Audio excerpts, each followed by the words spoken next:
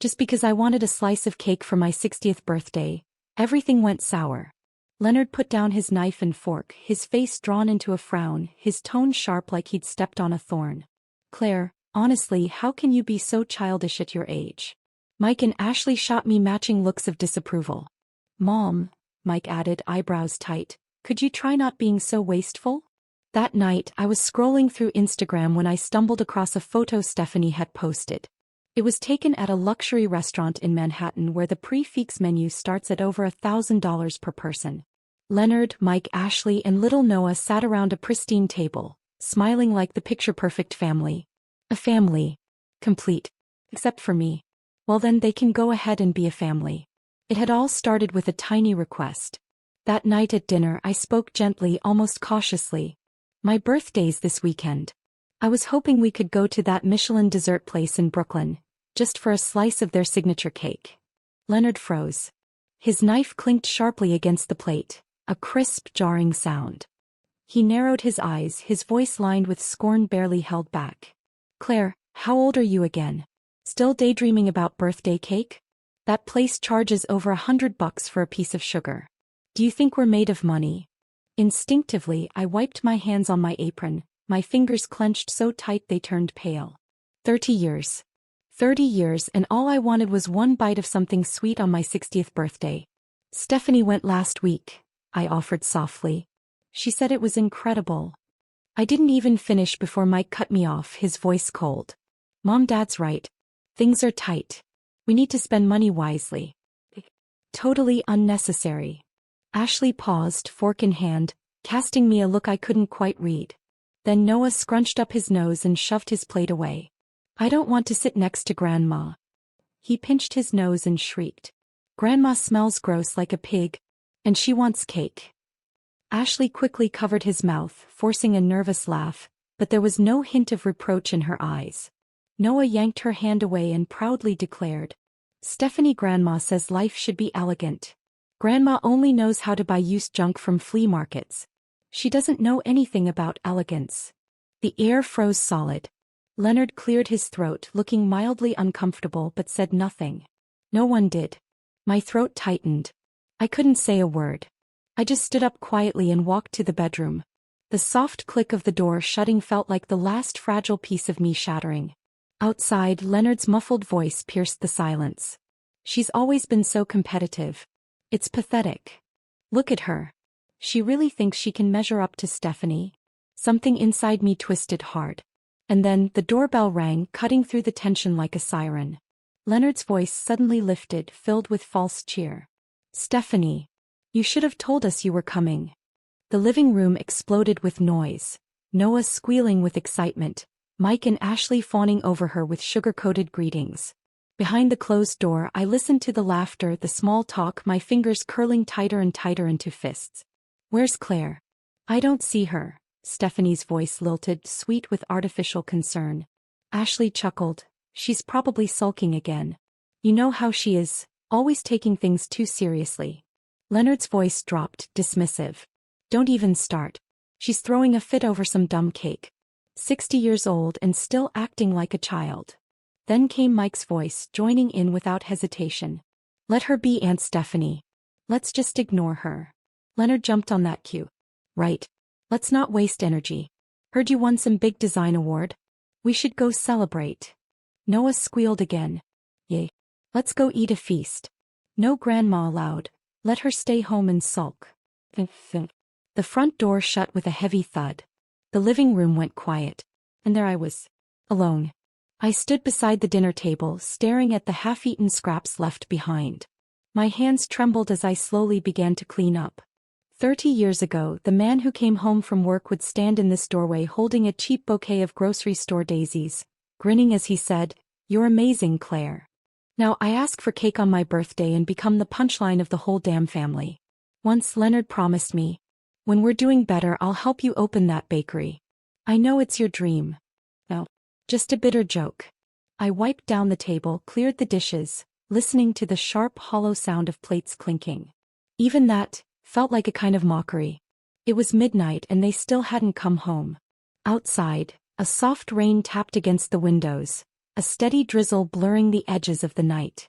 I hesitated, then picked up my phone thinking I'd send a quick message, just to remind them to drive safe.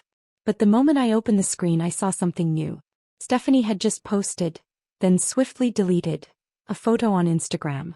In it, Leonard had his arm wrapped casually around her shoulders. Mike and his family were there too, all gathered around a lavish dinner table draped in a white cloth, plates gleaming with gourmet food, champagne flutes raised. The caption burned through me. Grateful for my dear old friends for helping me celebrate my award. This dinner was everything. Can't wait for our weekend photo shoot at the Couture studio. The phone slipped from my fingers and hit the floor, screen shattering into thin spiderweb cracks, just like my heart in that instant. Each smiling face in that photo felt like a knife, driven deep and deliberate. They looked like a perfect, happy family. And I, the woman who gave 30 years to this family, had become an afterthought. A joke. My vision blurred as tears rushed in, unstoppable. All those years, working, sacrificing, swallowing my pride, had led only to rejection and disdain. Sometime past midnight the lock clicked. They were home. As soon as the door opened, Noah squealed. "Stephanie, Grandma is amazing." Mike quickly hushed him. "Shoo, not so loud. You'll wake up your grandma. She'll start with that cake nonsense again." From the shadows of my room, I listened through the crack in the door, each word dragging me further down. To them Stephanie was flawless. And I? Just a bitter, nagging old woman who couldn't let go of a stupid cake. The next morning, Leonard walked in like nothing had happened and tossed a suit onto my lap. "Press this. I'm wearing it this weekend." He paused, lips curling into a smug smile, voice light and careless. "Stephanie booked a full family portrait shoot." I clutched the suit tightly, my throat constricting. I could barely breathe, but I still forced the words out. "What about me?" Silence. The only sound was the creak of his shoes on the floor. Leonard didn't look back. He didn't answer. He simply shut the bedroom door behind him with a soft, final click. That silence cut deeper than any insult. But I wasn't ready to give up. That afternoon I slipped into the bathroom, quietly locking the door. In front of the mirror I carefully applied eyeliner, dabbed on lipstick. My hand trembled with each stroke. 30 years of marriage, and this was the first time I had ever dressed up just for myself. Maybe it was foolish. Maybe it was only to prove that I wasn't the unkempt old woman they made me out to be. But the moment I stepped out, Mike nearly choked on his coffee. "Mom, what's on your face?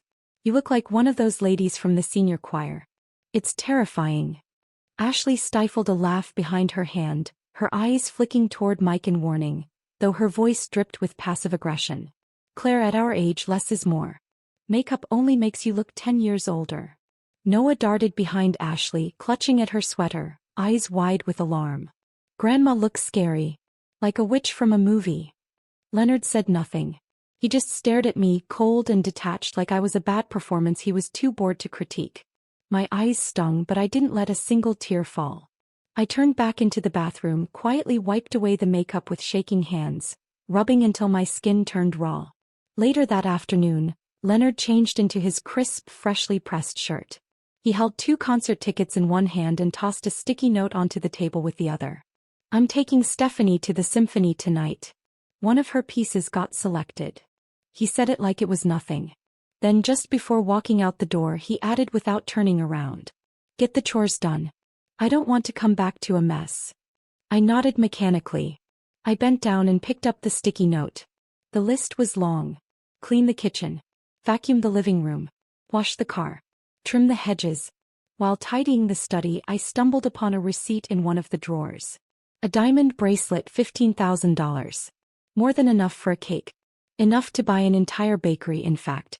A flicker of absurd hope stirred inside me. Maybe he felt guilty?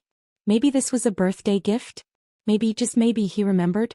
Clinging to that last shred of fragile, pathetic hope, I asked him carefully, softly. "My birthday is next week. Did you have anything planned?" Leonard was adjusting his tie. At my words, his brow twitched in annoyance. He waved me off, voice laced with disgust. "Seriously? At your age, what's the point of a damn birthday? Can you stop?" My heart plummeted. The bracelet had never been for me. I clenched my jaw, pulled out my phone and took a picture of the receipt. Then saved it.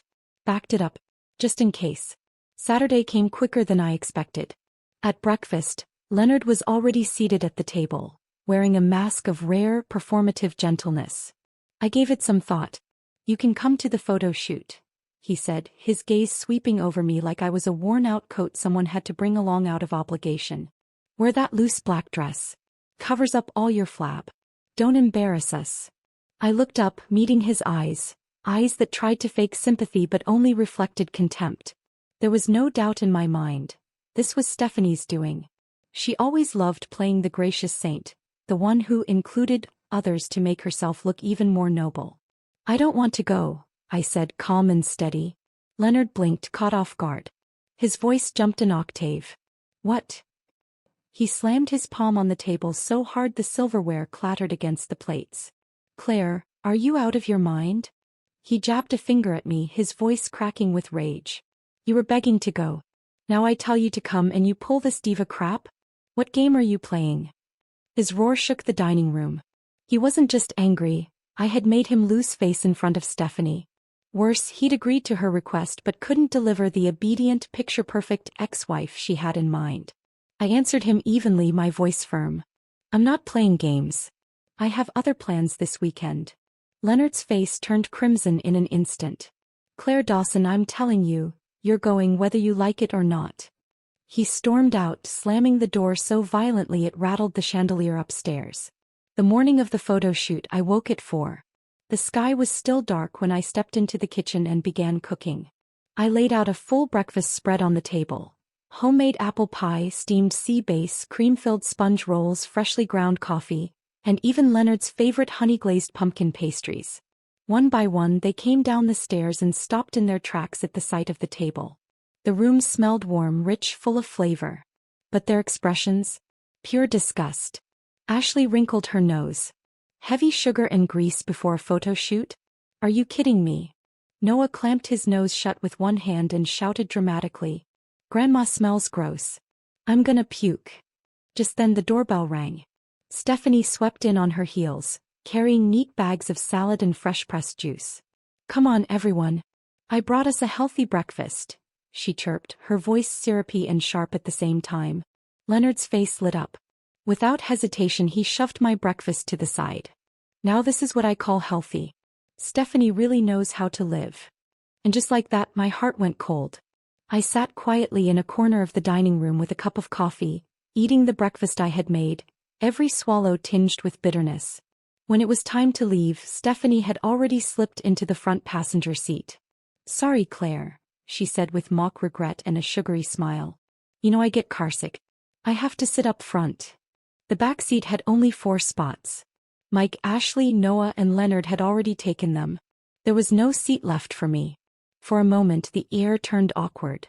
Leonard shot me a look, clearly annoyed. "The studio's not far. Just walk." Mike quickly jumped in, eager to back him up like a scared child picking the right side.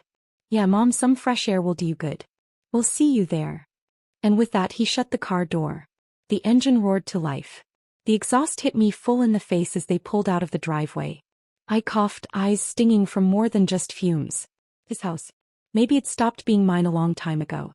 The studio was an hour's walk away. I called a cab and arrived before they did. Just as I reached the studio entrance, their car pulled up. Leonard looked genuinely startled to see me there. Stephanie, on the other hand, wore that smug little half-smile she reserved for moments like this. She walked over and glanced pointedly at the receipt still in my hand. "Well, Claire, cab ride. That must have cost a pretty penny." If it had been the old me, I would have forced a laugh and brushed it off. But not today. I looked at her squarely and said, "At least I paid for it with my own money." Stephanie's face froze. For a moment the air went still. She clenched her jaw, the smile twitching at the corners of her lips. Then, out of nowhere, I felt a hard shove against my back. I stumbled forward, slamming into the corner of a studio table. A searing pain tore through my lower back. I nearly collapsed. I spun around to see Leonard storming toward me, face twisted with fury. "Claire Dawson, what the hell do you mean by that comment to Stephanie?" Stephanie didn't even have time to react before Leonard raised his hand, furious. "Leonard." Stephanie said his name softly. He paused, slowly lowering his arm. Don't cause a scene, she murmured, gentle and composed. I met his eyes one last time, then looked away. Everyone in the room was staring. Their faces were masks of judgment, mockery, annoyance. I didn't say another word. After all, they were still my family. At least that's what I used to believe. Not long after, the photographer called everyone in. They all wore matching beige shirts and dark slacks, polished, coordinated, their smiles rehearsed to perfection. Just as the shutter was about to click, Noah suddenly doubled over, clutching his stomach. "Ow. It hurts. My tummy hurts," he shrieked, bolting toward the restroom, his voice sharp enough to slice the air. Leonard's face darkened in an instant. He looked like a lit fuse ready to explode. His eyes cut toward me like blades. "What did you feed him this morning?" His voice was low, tight, and teetering on the edge of fury. "Did you do this on purpose? Are you trying to sabotage the shoot?" Before I could even speak, he stormed over and grabbed my wrist. "Leonard, calm down." His fingers dug into my skin like iron clamps. People moved around the studio, but to me, everything blurred into silence. The only sound I could hear was the pounding of my heart. "He didn't eat my breakfast," I said quickly, trying to wriggle free. "He only had the food Stephanie brought. You saw him eat it." But Leonard wasn't listening. His rage had swallowed reason. He shoved me hard toward a table stacked with photography gear. My elbow slammed into a metal tripod and a sharp, searing pain shot up my arm. I could barely gasp. He towered over me, yelling, "Now you're blaming others for your mistake? Are you insane, Claire?" Stephanie took a dainty step back, pressing a hand to her chest like some fragile heroine. "Claire, I know you're upset with Leonard, but how could you accuse me like that? I brought unsweetened yogurt, for goodness sake." Jason marched forward, face twisted in disgust. "Mom, what's wrong with you? Seriously, this is too much." None of them wanted to hear the truth. To them, the culprit was obvious. Me. It always was. Noah came stumbling out of the bathroom, crying and wailing, his little body writhing on the studio floor. "It hurts. Grandma did this. Bad grandma." He lunged at me, fists flying, feet kicking. I didn't dodge. I just stood there and let it happen. This was the boy I had rocked to sleep 100 times. The boy I had once cradled against my chest through fevers and nightmares. Now all his pain, all his rage, he poured it onto me. Ashley exploded. "What the hell did you give him? If something happens to him, I swear I won't let it go." I gritted my teeth, my voice hoarse. "Take him to the hospital. Let a doctor figure out what actually happened." In the exam room, the doctor flipped through Noah's results, his tone casual. "He had chilled yogurt this morning. Likely caused a brief stomach spasm, nothing serious. He prescribed some probiotics and pain relievers." The room fell into an uneasy silence. "Has the yogurt?" It had been Stephanie's. No one spoke. Leonard let out a low grunt but said nothing remotely close to an apology. Instead, he huffed and muttered, "Still your fault. Why didn't you tell him not to eat it?" And just like that, the others jumped in, as if his words had unlocked their pent-up frustrations. Ashley. All pointing fingers, blaming me for not supervising Noah, for letting him eat whatever he wanted. They kept piling it on louder and harsher. As if they'd been waiting for a moment like this. A reason to unleash it all. I stood there, numb, letting their words wash over me like cold rain. 30 years. I had stripped myself bare for this family. Given them everything I had. Every layer of myself. And now the way they looked at me. Like I was nothing but a burden. Leonard gave me a look filled with open disdain. "You show up with bad vibes and ruin everything. Typical." He waved me off, his voice dismissive. "Stay away from my grandson." Stephanie stepped up beside him and patted his shoulder, her eyes glittering with something that looked an awful lot like triumph. "Let it go, Leonard," she cooed. "No use getting worked up. The kid matters most. We'll just reschedule the shoot for tomorrow." Leonard's face lit up with fake warmth. "You're always so thoughtful. Claire could learn a thing or two from you." I couldn't listen anymore. I slipped away from the group, pushing through the hallway until I found the restroom. I locked the door, turned on the faucet, and let the water run over my hands as my tears finally spilled. 30 years of loyalty, of care, of effort. And all I had to show for it was pain, humiliation, and blame. From behind, I heard footsteps. A soft knock. When I opened the door, a woman in a white coat stood there. She looked at me for a moment, then reached into her coat pocket and handed me a card. "My friend's a lawyer," she said gently. "If you ever need help, she's good. Really good." I took the card with trembling fingers, my voice barely a whisper. "Thank you." By the time I stepped outside the hospital, night had fallen. The air was bitter and sharp. Leonard was gone. He had taken Jason and the rest home in the car. No one had waited for me. No one had called. I stood on the curb watching their tail lights vanish into the dark. And in that moment I knew. They'd finally done it. They'd erased me from this family. Completely. By the time I got home it was nearly midnight.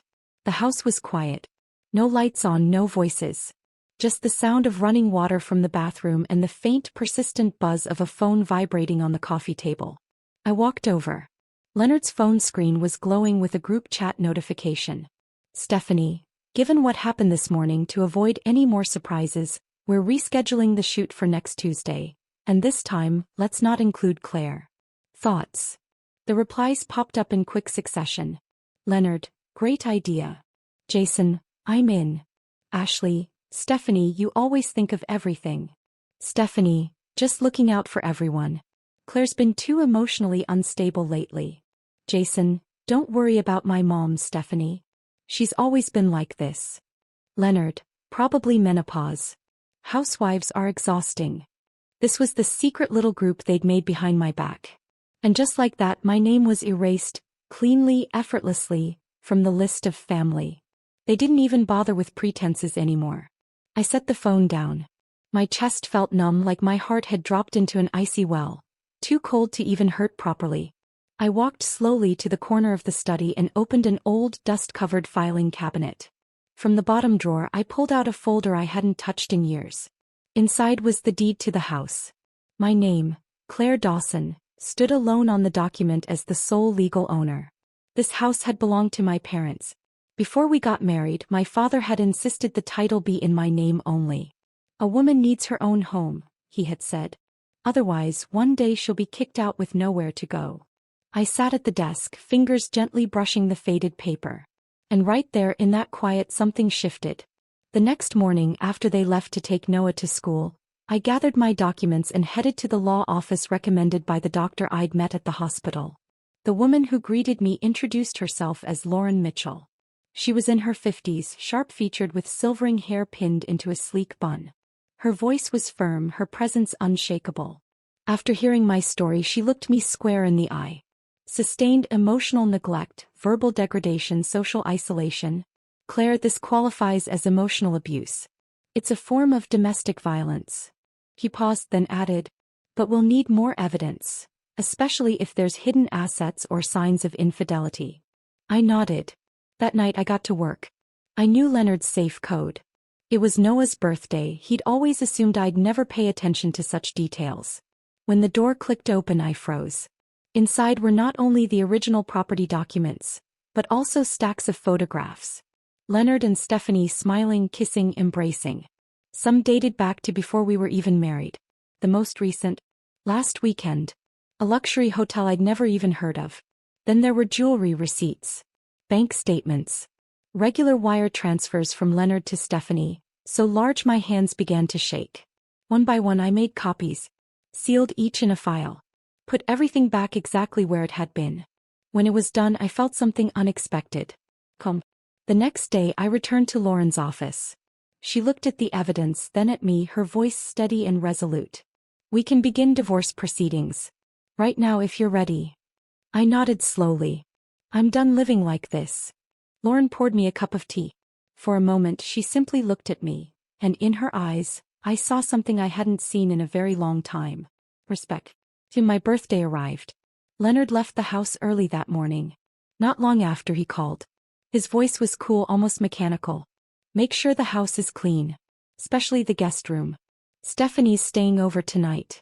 Oh, and pick up a bottle of face wash for her, she's out." I gripped the phone tighter, struggling to breathe. "Leonard, today's my birthday." There was a 2-second pause. Then he exhaled impatiently as if I had inconvenienced him. Yeah, I know. Don't make a big deal out of it. We're going out to dinner tonight. If you want to join, find your own way there." Before I could say anything else, the line went dead. I stood there, the phone still pressed to my ear as silent tears streamed down my face. That evening, I took a cab to the French restaurant they had reserved. Through the floor-to-ceiling windows I saw them. Leonard, Stephanie, Jason, Ashley and little Noah, all gathered around a window table, laughing like a scene out of a commercial. Leonard sat beside Stephanie, his face lit up with a smile I hadn't seen in years. Noah leaned against her lap, giggling like a kitten, completely at ease. I stood there for a long moment before finally walking in. No one noticed me at first. It wasn't until I approached the table that Leonard glanced up, his tone flat, like he was ordering an extra plate. "Oh, you're here. Sit over there." He jerked his chin toward the farthest corner, near the kitchen next to where the servers bustled in and out. I sat down quietly, steadying myself to endure yet another evening. Then Stephanie, all smiles, pulled a lavishly wrapped box from her handbag and slid it across the table toward me. "Happy birthday, Claire. I picked this out just for you." I glanced around the table. Their faces were bright with anticipation, not the kind that comes from love or kindness, but the cruel glee of watching a spectacle unfold. I opened the box. Inside lay a cheap plastic bottle of slimming cream, the kind you find in clearance bins at discount stores. It reeked of humiliation, not generosity. Stephanie's voice chimed in, saccharine sweet, slicing sharper than any knife. "It's really effective. One of my friends lost 20 pounds in just 2 months." She paused, smiling wide enough for everyone to catch the edge of her words. "Claire, if you don't start taking better care of yourself, you really won't be a good fit for such an exceptional family, you know?" A few forced chuckles rippled around the table as if it were just harmless teasing. But I knew better. Every single one of them, Leonard, Jason, Ashley, even Noah, saw nothing wrong with it. It was entertainment for them. A little seasoning for dinner. Something to liven up the evening. I said nothing. After dinner, Stephanie casually suggested she ride back with us. Leonard, of course, was more than eager to oblige, even rushing to hold the car door open for her. This time I didn't wait around. I quietly ordered a car of my own and left alone. Back home, I lay on my bed, staring up at the flickering chandelier overhead, its jittery light syncing with the heavy thud of my heartbeat. Soon, laughter and voices drifted from the guest room. The walls were thin. I heard every word. "You see, if we mortgage that house, we could triple it easily with just one fund investment," Stephanie said, her voice bubbling with excitement. "After we cash out, we could take a world tour. Go anywhere we want," she added, her tone full of dreams spun from someone else's sacrifices. Leonard chuckled low, the kind of thrill I hadn't heard in years. Her house. Prime location. Good structure. It's one of those old properties her parents left her. It's doubled in value at least. Stephanie laughed even louder. "What if she says no?" Leonard let out a sneering laugh, colder than the midnight wind. She spent her whole life being spineless. She wouldn't dare. She's timid. Obedient. Always has been. I gripped the bedsheet so hard it tore slightly under my fingers. Tears soaked the pillow beneath me, silent and relentless. This house. This man. They had never respected me. Not even a little. 3 days later, it was Stephanie's birthday. Leonard rushed out early in the morning, excited as a boy on Christmas, to pick up a custom cake from that Michelin-starred bakery. A 2-tiered masterpiece, champagne strawberry flavored, ostentatious and exquisite. I stood at the doorway, watching him carefully lift the cake box out of the trunk like it was some priceless treasure. I couldn't hold back. "Is an expensive cake really worth it?" Leonard didn't even glance at me. Without missing a beat, he tossed out, "If Stephanie likes it, then it's worth it." He paused, finally looking at me with an impatient flick of his eyes. "Stop comparing yourself to Stephanie." I turned away, swallowing the bitterness rising in my throat. That bakery. It was the same one I had once dreamed of visiting for my 60th birthday. The dream they'd laughed at. That afternoon, while tidying the study, I overheard Jason and Ashley talking in hushed voices. "I found a few nice senior homes," Ashley was saying, her voice soft but cutting. "Full care facilities. It's safer for your mom at her age. Living alone isn't ideal." Jason nodded, his tone casual, as if they were discussing rearranging furniture. "I think it's a good idea. Plus, Aunt Stephanie's been wanting to move in. Dad mentioned it too. The master bedroom would be perfect for her." Ashley hesitated, then whispered, Did Leonard really say that? Jason sighed. He said we should start prepping Mom. She'll resist at first, but we need to get this moving. I stood frozen behind the study door, my whole body pinned to the spot. The wall at my back felt ice cold, and slowly so did my spine. Now I saw it clearly. Their so-called prepping was nothing more than clearing me out of the house to make room for Stephanie. That evening I went to see Lauren at the law office.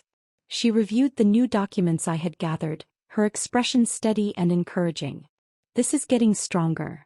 She looked at me with a calm but unyielding gaze. It's not time to strike yet. Be patient. You're doing incredibly well. Stay strong. I inhaled deeply and nodded. I won't back down. That night, instead of going home for dinner, I told them I was taking a walk. Instead, I went to a new gym that had just opened in the community center. At the front desk, a young trainer, no more than 22, smiled warmly. First time? What are you looking to work on? I stood in front of the mirror, studying my tear-swollen eyes, the tired lines and the stubborn resilience still clinging to my frame. I want to get stronger, I said. Inside and out. Stronger than I've ever been. A week later, while cleaning out my closet, I stumbled across a small navy velvet box hidden deep in the lining. The moment I opened it, my fingers started to tremble violently. Inside were 2 matching rings. Engraved on the inside. Leonard and Stephanie. I could barely hold the ring, my entire body shaking. That night, I planted a recording device at the landing of the staircase and waited silently. Around midnight, Leonard crept downstairs. In the hush of the house, I heard him speaking into his phone, his voice a low, tender murmur I barely recognized. The rings are hidden. Once she gets the hint and moves out, we can be together properly. He chuckled softly. Once we sell that house, we'll have enough to travel the world, several times over. On the other end of the line, Stephanie laughed, a sound thick with satisfaction. She begged me today to help Photoshop the family pictures, wanted to look slimmer. Leonard snorted. She can Photoshop herself into a twig for all I care. That picture still screams pathetic. There was a pause, then he added with a cruel intimacy. Soon we'll take a real family photo. Without her. I stood there, cloaked in darkness, gripping the recorder so tightly my knuckles turned white. There were no more tears left to cry. My heart had shattered into so many pieces, it had gone quiet. Right there in that shadowed stairwell, I let go of the last fragile thread of hope I had been clinging to. The next day, when the whole family went off to retake their precious family photos, I faked an illness and stayed behind. After they left, I sat by the window and watched the morning sun climb higher in the sky. For the first time in years, I felt completely, utterly calm. I hadn't expected Leonard and Jason to come rushing back before 2 o'clock. Mom, Jason said, beaming, his voice almost unnaturally cheerful, we need you to come to the notary's office this afternoon. Just a quick signature. Leonard stood behind him, arms crossed, tone casual, but his eyes wouldn't meet mine. It's about the house. Stephanie found this amazing investment opportunity. High returns. We want to mortgage the house to pull out a loan. Guaranteed profit. I looked at them both, smiled faintly and shook my head. I'm not signing anything. Leonard's face darkened instantly. His eyes flashed with rage. Claire Dawson, what the hell is wrong with you? We fed you, housed you for 30 years, and now when the family needs you, you stab us in the back. You're so selfish. I inhaled deeply, holding his furious gaze without flinching. I'm selfish. My voice was soft, but it hit the air like a hammer. For 30 years I cooked your meals, washed your clothes, raised your child. I gave up my career, my dreams, my entire life for this family. And now I'm selfish. Leonard's fists balled up so tight the veins on the backs of his hands bulged. Claire, if you're going to be this ungrateful, then get out of this house right now. Jason jumped in, full of righteous anger. Mom, how could you? Stephanie's always been kind to you. How can you be so ungrateful? I looked at my son, the boy I once rocked to sleep, the boy whose scraped knees I kissed better. And for the first time I saw him for what he had become. Maybe he hadn't changed. Maybe I had simply refused to see it until now. I reached into my bag and pulled out a beige folder, laying it flat on the table. No need to get so worked up. I've been prepared for this. I unfolded the documents inside. Bank statements. Jewelry receipts. Photos of the matching rings. Screenshots of Leonard's midnight phone calls with Stephanie. This house has already been legally transferred to a trust managed by my lawyer. You can't touch it, not 1 cent. I paused, letting that sink in, then said even more softly, yet with unshakable force. And this morning I officially filed for divorce. I tapped the folder lightly. These documents. I imagine the court will find them very compelling. Leonard's face went from red to ghostly white. His lips trembled, but no words came out. You're insane, he finally roared. No, Leonard. I stood up, my voice calm and steady as steel. I'm finally sane. Jason's face twisted in shock and fury. How could you do this to Dad? To me? If you go through with this, I'll never call you Mom again. I listened quietly, letting him finish his tantrum. Then without blinking I answered, Jason, you are my son. I love you. But I don't owe you. I closed the folder slowly. If you're looking for a mother figure, you already have Stephanie. You made that choice. I added in the same even tone. You and Ashley were planning to move me into a nursing home, to make space for Stephanie in the master bedroom. That home you keep talking about. It was never mine to begin with. Jason was silent on the other end of the accusation. Mom, I didn't mean it like that. You don't need to explain, I said gently. I wish you well, Jason. But from now on our paths are separate. After they left, I gathered every piece of evidence and sent it off. To Stephanie's Art Foundation, to her sponsors, to her professional contacts. The evidence of her misdeeds, embezzling funds, accepting improper gifts, abusing her position, was more than enough to end her career for good. 2 months later, I took out a loan against the house. With that startup money, I opened a small warm dessert shop in the busiest part of downtown. Above the door, a gold sign gleamed in the sunlight. 60 and free. 60 years old and finally free. The shop specialized in handcrafted cakes and limited edition desserts. Each one a piece of the dream I had once tucked away, believing it would never come true. That young trainer who once encouraged me to lift weights? She was now my store manager. Radiant, professional, and effortlessly kind with every customer who walked through the door. It didn't take long for the shop to earn a reputation in the community.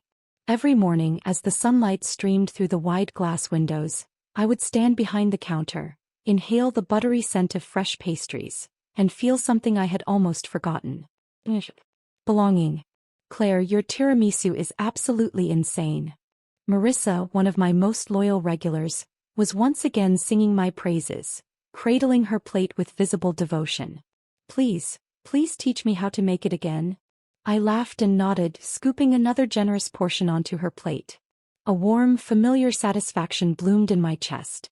This was the life I had built for myself. One bright afternoon, about 6 months after opening, I was setting up for a baking class when I glanced toward the door. Standing outside the shop looking utterly wrecked were Stephanie and Leonard. Their suits were rumpled, their faces hollow and tired.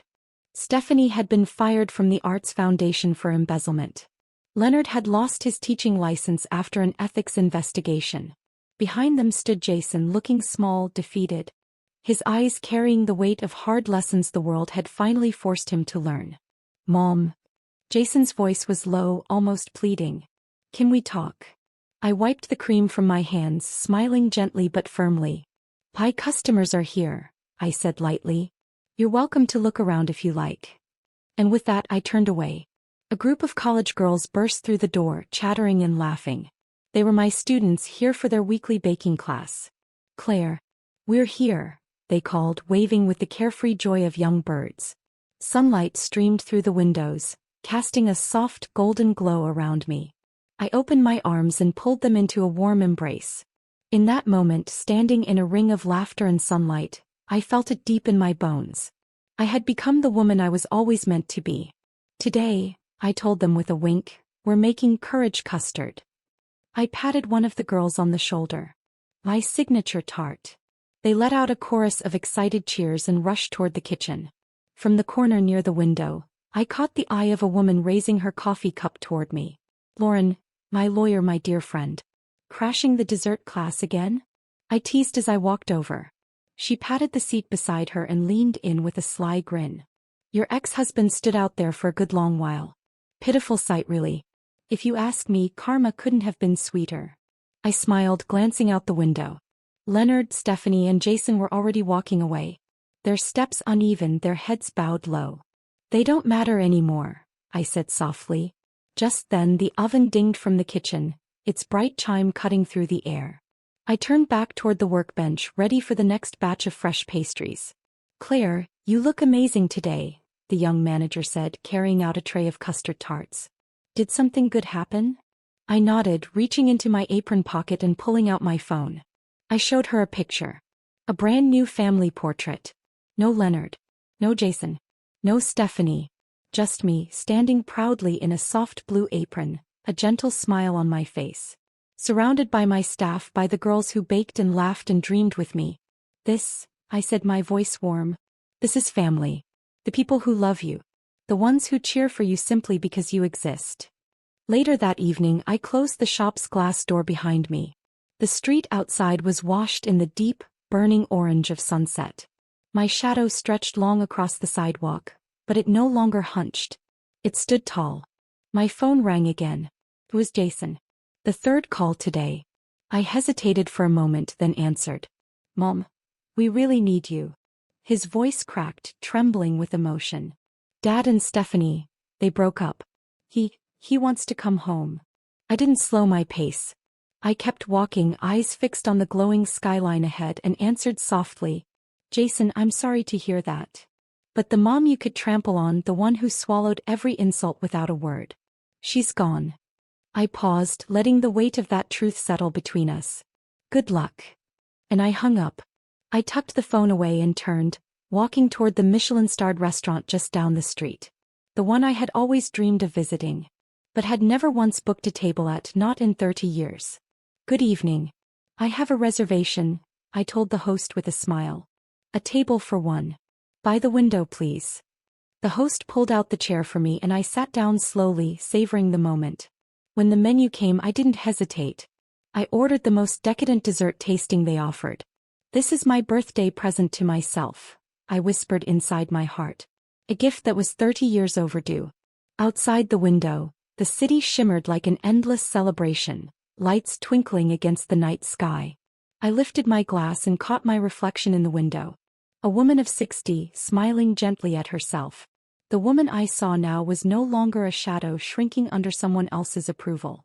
She was her own story. Her own flame. To freedom. To courage, I whispered, raising my glass. To the woman who finally learned to love herself. The evening breeze brushed past the window, soft and tender, as if it were sweeping away years of silent tears and unspoken grief. From today on, my life would be mine alone to write. No more waiting for permission. No more shrinking to fit spaces too small for who I had become. Just me. And the woman I chose to be. The waiter brought the dessert. I closed my eyes, clasped my hands lightly over my heart and made a wish. Not just for myself, but for every woman who had ever been ignored, misunderstood, made invisible. May you wake up soon. May you realize you were never the problem. And may you finally see that the light you've been waiting for has been inside you all along. I took a small bite of the cake. The sweetness bloomed across my tongue. Tasted like freedom. Tasted like peace.